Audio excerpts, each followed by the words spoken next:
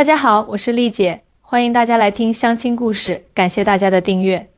今天要给大家分享的这个故事真的是让我感慨万分，不仅仅是因为其中包含的情感纠葛，更是因为它揭示了大陆和台湾在婚恋观念上的巨大差异，以及人们对彼此地区的误解有多深。丽姐，我绝对不会接受这门亲事的。你知道台湾那边什么情况吗？经济不行，薪资低，房价还高得吓人。我堂堂上海名媛，怎么可能嫁给一个台湾穷小子啊？林小月气呼呼地坐在我面前，一张精致的脸蛋因为激动而涨得通红。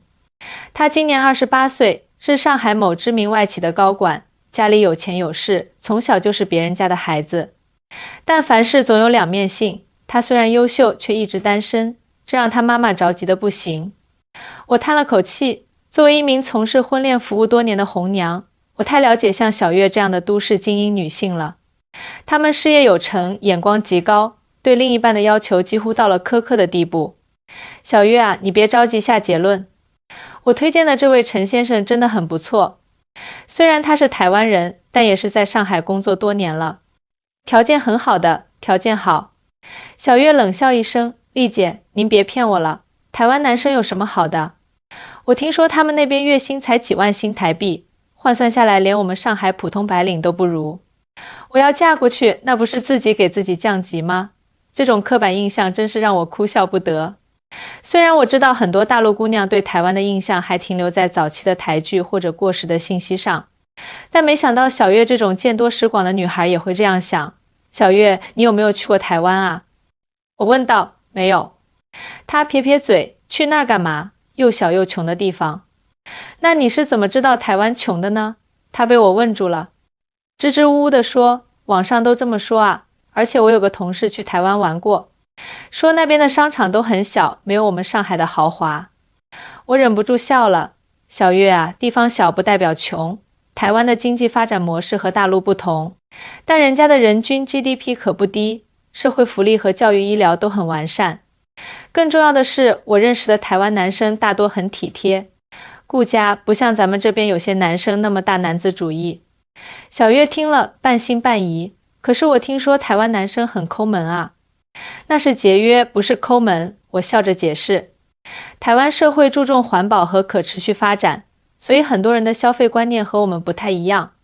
他们更理性，不会盲目攀比和炫富。看他还是不太相信，我决定使出杀手锏。这样吧，陈先生下周会来上海出差，我安排你们见一面，不喜欢的话，我绝对不会再提这事。但你至少给人家一个机会，也给自己一个机会，好不好？小月勉强点了点头。她虽然嘴上说着不要，但我看得出来，她其实还是很期待这次见面的。毕竟28岁的年纪，家里催得紧，她心里也着急，只是拉不下面子罢了。临走前，我拍拍她的肩膀。对了，小月，我忘了问你，你爸妈最近还好吗？提到父母，小月的眼神暗了下来。挺好的，他们最近又出国旅游去了。我了然地点点头。作为小月的红娘，我对她的家庭情况有所了解。她父母是典型的成功商人，事业做得风生水起，但对女儿的关注却少之又少。小月从小就被送去最好的学校，拥有最好的物质条件，却极度缺乏父母的陪伴和爱。你知道吗，丽姐？临走前，小月突然转过身，语气变得有些低落。我有时候在想，如果我爸妈能像其他家长那样多陪陪我，多关心我一点，我可能就不会这么……他没有说完，但我懂他的意思。所以你现在特别看重物质条件？我轻声问道。他笑了笑，那笑容里藏着说不出的苦涩。至少物质不会背叛你，不会让你失望，对吧？看着他离去的背影，我忍不住叹了口气。这个外表光鲜亮丽的上海名媛，内心却住着一个缺爱的小女孩。她把自己武装得坚强无比，用高标准和物质要求来保护自己，生怕再次体验被忽视和失望的感觉。1周后，我约小月和陈先生在一家高级日料店见面。小月精心打扮了一番，穿着一身价值不菲的套装，戴着名贵的珠宝首饰，看起来光彩照人。丽姐，你确定他会来吗？已经过了约定时间10分钟了。小月有些不耐烦地看了看手表。别急，他发信息说堵车，马上就到。我安抚道，又过了5分钟，餐厅门口终于出现了一个身影。陈俊宇，35岁，身高180，穿着得体但并不张扬，整个人给人的感觉温和又稳重。对不起，让两位久等了，他歉意地说道，语气里带着淡淡的台湾腔。小月上下打量了他一眼，眼神中透露出些许失望。没关系，刚好我也是刚到不久。他礼貌地回应，但语气明显冷淡了不少。我看出来了，小月对陈俊宇的第一印象并不好。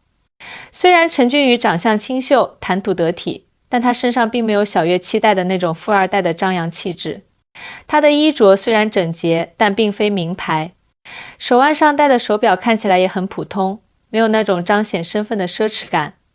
果然，刚一落座，小月就悄悄在我耳边说：“丽姐，你确定他条件好吗？”看起来很一般啊，我笑而不语，只是示意他耐心一点。席间，陈俊宇主动介绍自己：“我在台湾长大，大学毕业后来上海工作，目前在一家科技公司任职。”哦，什么公司啊？小月漫不经心地问道，显然已经对这次相亲失去了兴趣。一家做半导体的公司，可能你没听说过。陈俊宇笑笑，并没有多说。小月撇撇嘴，果然不再追问。在他看来，没听说过的公司肯定不值一提。接下来的晚餐异常尴尬，小月话很少，大多数时间都在玩手机，偶尔敷衍地回应几句。陈俊宇则显得很有耐心，不断地找话题，试图活跃气氛。听说你是上海本地人，他问道。小月头也不抬。上海真是座美丽的城市，我来这里工作已经7年了，每天都有新发现。是吗？那挺好的。我在一旁看得直着急，但又不好太过干涉。突然，小月的手机响了，她看了一眼，立刻站起来，不好意思，我接个电话。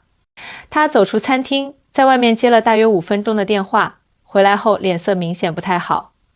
怎么了？我关心地问道。我妈又在催我结婚的事，说如果这次相亲不成功，下周还要给我安排。小月烦躁地说，她根本不管我的感受，只关心她什么时候能抱上外孙。听到这话，一直很有礼貌的陈俊宇突然笑了。我妈也是这样，每次打电话都要问我有没有女朋友，说她朋友的子女都结婚了，甚至有的都当爸妈了。小月惊讶地抬头看他，真的假的？我以为只有我们这边的父母这么着急呢。这可能是华人父母的共同特点吧。陈俊宇温和地说，不过我能理解他们，毕竟他们那一代人的婚恋观跟我们不太一样。不知不觉中，两人开始聊起了父母的话题，气氛也渐渐缓和了下来。我父母从我小时候就很忙，基本上都是保姆在带我，小月轻声说，眼神中流露出一丝落寞。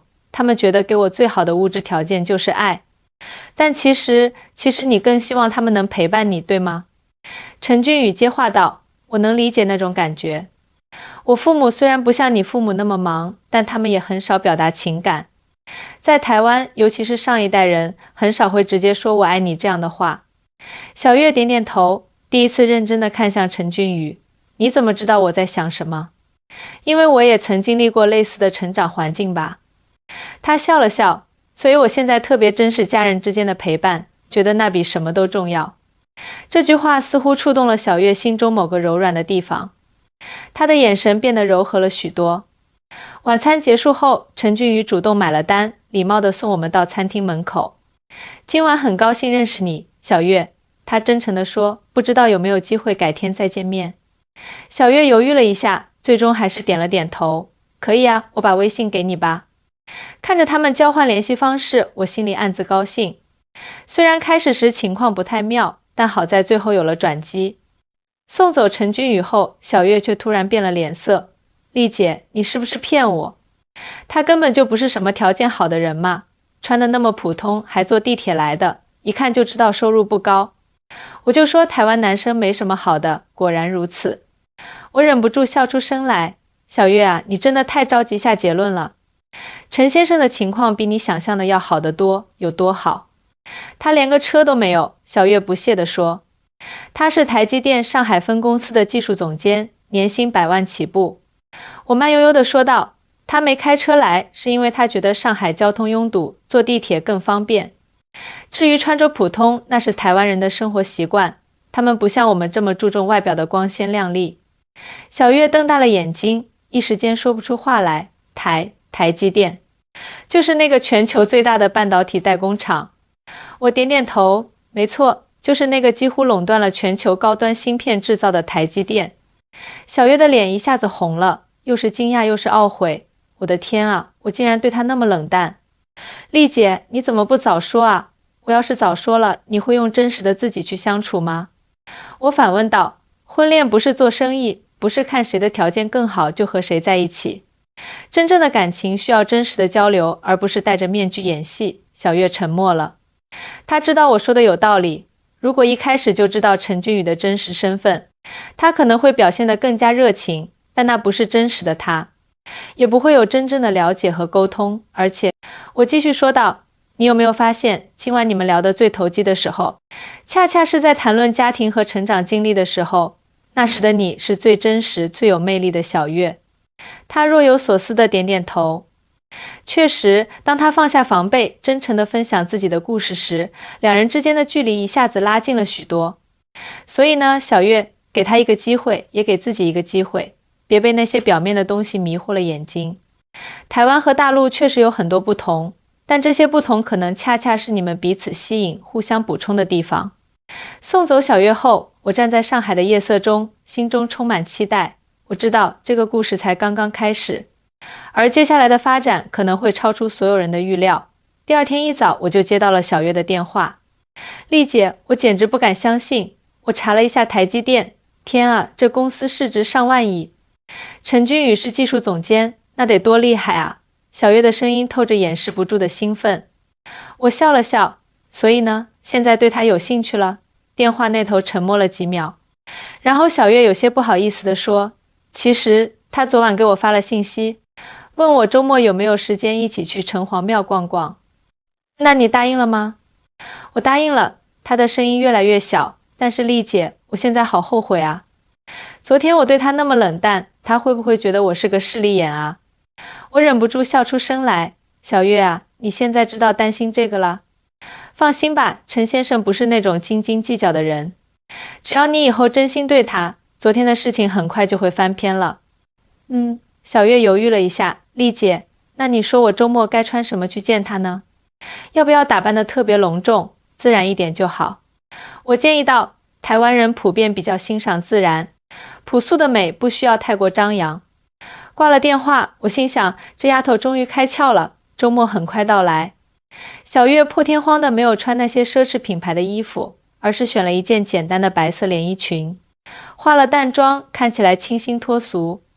这一身打扮和她平时的风格大相径庭，却衬得她更加动人。怎么样，丽姐，我这样看起来还行吗？小月在视频通话中转了个圈，紧张地问我。太美了，我真心实意地赞叹道，简单大方，特别有气质。小月开心地笑了，那我出门啦，待会儿再汇报情况给你。我挂了电话，心中充满期待。这场姻缘也许真的能成。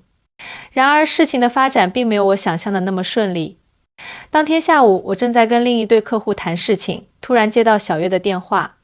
一接通就听到她带着哭腔的声音，丽姐，我不干了，我再也不要见那个台湾穷小子了。我大吃一惊，怎么回事？刚才不是还好好的吗？你知道吗？他竟然带我坐公交车去城隍庙。公交车啊，我林小月什么时候坐过公交车？还有，到了城隍庙，我看中了一件翡翠手镯，他居然说太贵了，不值这个价。我当场就火冒三丈了，我忍不住叹气。小月，这就是文化差异啊。台湾人很多都有环保意识，即使有钱也会选择公共交通。至于那个手镯，可能在他看来确实不值那个价，这不代表他小气或者穷。切，什么文化差异，明明就是抠门。小月不屑地说，丽姐，你就别给我介绍台湾男生了，我受不了。还什么台积电技术总监，难道技术总监就不能大方一点吗？我耐心地解释，小月，婚姻不是买卖，找对象不是找提款机。陈先生的行为反映的是一种理性消费的态度，这恰恰说明他很靠谱，不会乱花钱。小月不听我的劝解，情绪越来越激动。你不懂，我从小就缺爱，好不容易找个男朋友，就希望他能对我好一点，疼我一点，有什么错？如果他连这点小事都舍不得，以后结婚了还得了？说完他就挂了电话。我坐在办公室里，思索着该如何挽救这段关系。小月的反应虽然过激，但我能理解她的心情。缺爱的童年让她把物质上的付出等同于情感上的关怀，而这恰恰是很多人容易掉入的误区。第二天一早，我决定亲自出马。我约了陈俊宇见面，想听听他的想法。丽姐，说实话，我也很困惑。陈俊宇坐在咖啡厅里，表情略显无奈。我以为小月是个很有深度的女孩，昨天聊天的时候也挺投机的，但没想到因为这么点小事就34。我理解的点点头。小月的成长经历比较特殊，她父母虽然很有钱，但从小就忙于事业，对她关心不够。在她的认知里，爱就是用金钱和物质来表达的，所以当你拒绝给她买那个手镯时，她感觉受到了伤害。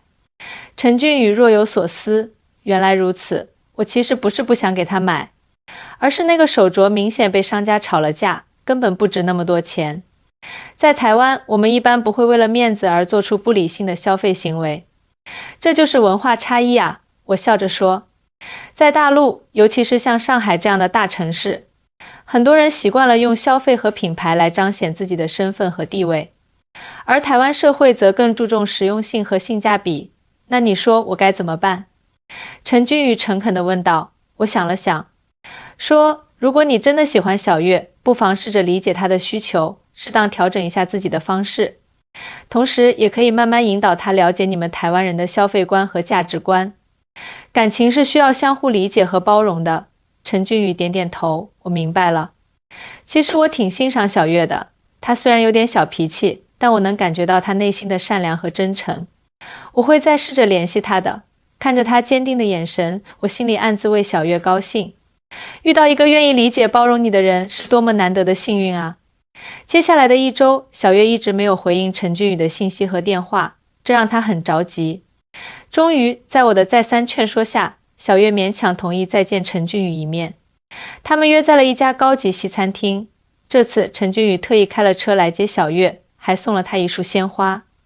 从小月后来的描述来看，整个晚餐过程非常愉快。陈君宇耐心地解释了台湾人的消费观念，也表达了对他的欣赏和理解。我知道你需要被关爱和疼惜，他真诚地说。我不是不想给你买那个手镯，只是觉得那不是真正好的东西。如果你真的喜欢翡翠，我可以带你去找真正懂行的老师傅，选一件物有所值的好作品。小月被他的诚意打动了。晚餐结束后，他们一起散步，聊了很多关于成长和家庭的话题。小月第一次向别人倾诉了自己内心深处的孤独和不安。我从小就觉得自己不被重视，她哽咽着说，我爸妈给我最好的物质条件，却从不关心我的内心感受。所以我一直觉得只有物质才能证明一个人是否真的爱我。陈君宇轻轻握住了她的手，但是小月，真正的爱不是用金钱衡量的，它体现在关心、理解和陪伴上。就像我妈妈，她不会说我爱你这样的话，但每次我回台湾，她都会亲手做一桌我爱吃的菜，那才是爱的表达方式。小月第一次感受到了被理解的感觉，眼泪不受控制地流了下来。从那天起，两人的关系突飞猛进。陈君宇带小月去了很多他以前从未去过的地方，不是高级商场和奢侈品店，而是充满市井气息的老街巷，有特色的小众餐厅，以及宁静的公园和博物馆。小月也逐渐了解了台湾文化的魅力。她发现台湾人虽然不像上海人那样热衷于奢侈品和面子工程，但他们对生活品质的追求一点也不亚于大陆人。他们讲究的是一种内敛而深刻的幸福感，舒适的家居环境，健康的饮食习惯，丰富的精神世界。丽姐，我终于明白了。3个月后，小月兴奋地告诉我，台湾根本就不像我想象的那么落后和穷，他们只是有不同的生活方式和价值观。陈君宇虽然赚很多钱，但他更看重精神层面的富足，这让我学会了用不同的视角看待生活。我欣慰地笑了，看来你真的成长了不少。是啊，小月脸上洋溢着幸福的笑容。我们下个月打算去台湾见她的父母。你知道吗？她爸妈住在台南的一栋老房子里，据说已经有70多年的历史了。虽然不是什么豪宅，但充满了家的温馨和历史的厚重感。我特别期待，我惊讶地看着眼前这个判若两人的小月。才短短几个月，她就从一个只看重物质的上海名媛，变成了一个懂得欣赏不同文化、追求精神富足的女孩。这种转变让我感到无比欣慰。半年后，陈君宇向小月求婚了。求婚的场景并不是在什么5星级酒店或豪华餐厅，而是在台南他外婆的老房子里。那天，全家人一起包水饺，其乐融融。在这样温馨的氛围中，陈君宇拿出了一枚戒指，那不是价值连城的大钻戒，而是他外婆传下来的老玉戒，朴素却充满历史和情感的温度。小月感动得泪流满面。她终于明白，真正的爱不在于礼物的贵重，而在于心意的真挚；不在于排场的大小，而在于情感的深度。丽姐，谢谢你当初的坚持。婚礼前夕，小月拉着我的手，真诚地说：“如果不是你，我可能会错过这么好的一个人，也不会有机会了解到这么不同的人生观和价值观。我从小就觉得自己不被重视。”她哽咽着说：“我爸妈给我最好的物质条件，却从不关心我的内心感受。所以我一直觉得，只有物质才能证明一个人是否真的爱我。”陈君宇轻轻握住了她的手，但是小月，真正的爱不是用金钱衡量的，它体现在关心、理解和陪伴上。就像我妈妈，她不会说我爱你这样的话，但每次我回台湾，她都会亲手做一桌我爱吃的菜，那才是爱的表达方式。小月第一次感受到了被理解的感觉，眼泪不受控制地流了下来。从那天起，两人的关系突飞猛进。陈君宇带小月去了很多他以前从未去过的地方，不是高级商场和奢侈品店，而是充满市井气息的老街巷，有特色的小众餐厅，以及宁静的公园和博物馆。小月也逐渐了解了台湾文化的魅力。她发现台湾人虽然不像上海人那样热衷于奢侈品和面子工程，但他们对生活品质的追求一点也不亚于大陆人。他们讲究的是一种内敛而深刻的幸福感，舒适的家居环境，健康的饮食习惯，丰富的精神世界。丽姐，我终于明白了。3个月后，小月兴奋地告诉我，台湾根本就不像我想象的那么落后和穷，他们只是有不同的生活方式和价值观。陈君宇虽然赚很多钱，但他更看重精神层面的富足，这让我学会了用不同的视角看待生活。我欣慰地笑了，看来你真的成长了不少。是啊，小月脸上洋溢着幸福的笑容。我们下个月打算去台湾见她的父母。你知道吗？她爸妈住在台南的一栋老房子里，据说已经有70多年的历史了。虽然不是什么豪宅，但充满了家的温馨和历史的厚重感。我特别期待。我惊讶地看着眼前这个判若两人的小月。才短短几个月，她就从一个只看重物质的上海名媛，变成了一个懂得欣赏不同文化、追求精神富足的女孩。这种转变让我感到无比欣慰。半年后，陈君宇向小月求婚了。求婚的场景并不是在什么5星级酒店或豪华餐厅，而是在台南他外婆的老房子里。那天，全家人一起包水饺，其乐融融。在这样温馨的氛围中，陈君宇拿出了一枚戒指，那不是价值连城的大钻戒，而是他外婆传下来的老玉戒，朴素却充满历史和情感的温度。小月感动得泪流满面。她终于明白，真正的爱不在于礼物的贵重，而在于心意的真挚；不在于排场的大小，而在于情感的深度。丽姐，谢谢你当初的坚持。婚礼前夕，小月拉着我的手，真诚地说：“如果不是你，我可能会错过这么好的一个人，也不会有机会了解到这么不同的人生观和价值观。”我笑着拍了拍她的手：“傻丫头，这都是你自己的选择。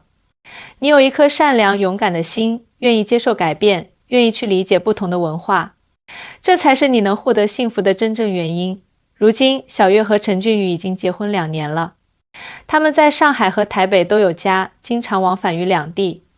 小月不再是那个目中无人的上海名媛，而是一个懂得生活、明白爱的真谛的女人。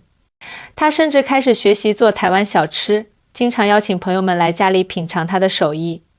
而陈君宇也在不断的调整和成长，他学会了在适当的时候展现大方和浪漫，给小月带来惊喜和感动。两人的生活方式是两种文化的完美融合，既有上海的现代和时尚，也有台湾的传统与朴素。我坐在他们新家的阳台上，看着小月和陈君宇一起浇花聊天，脸上洋溢着幸福的笑容。阳光洒在他们身上，温暖而美好。作为一名红娘，没有什么比看到自己牵线的两个人幸福的生活在一起更有成就感的事了。而小月和陈君宇的故事，更让我深刻地体会到真正的爱情，不分地域，不分贫富。他需要的是理解、包容和成长。丽姐，你在想什么呢？小月端着一盘水果走过来，笑着问我。我回过神来，笑道：我在想，你们的故事真的很美。从我不要嫁给台湾穷小子到现在的幸福生活，这个转变太有戏剧性了。是啊，小月靠在陈君宇肩膀上，幸福地说，我现在才明白，爱一个人不是因为他有多少钱，开什么车，住什么房，而是因为在他身边，你能成为更好的自己。陈君宇也微笑着补充道，而且跨越文化的爱情虽然会遇到更多挑战，但也会带来更多惊喜和成长。说实话，我以前对大陆女生也有很多刻板印象，认为她们都很物质，只看重钱。遇到小月后，我才发现自己的偏见有多深。看着她们幸福的样子，我心中满是欢喜。这个世界上有太多因为偏见和误解而错过的姻缘，而小月和陈君宇的故事，恰恰证明了一点：当你愿意放下成见，敞开心扉，真正去了解一个人，了解一种文化，你可能会发现意想不到的美好。所以，亲爱的读者们，如果你正在寻找自己的另一半，请记住，不要被表面的条件所迷惑，也不要被刻板印象所束缚。真正的爱情源于真诚的交流、相互的理解以及共同成长的勇气。无论是上海名媛还是台湾男孩，爱情的本质从来都是相同的，它是两个灵魂的相遇，是彼此生命中最美的风景。我是丽姐，这就是今天要分享的故事，希望它能给你带来一些思考和启发。感谢大家的收听，我们下期再见。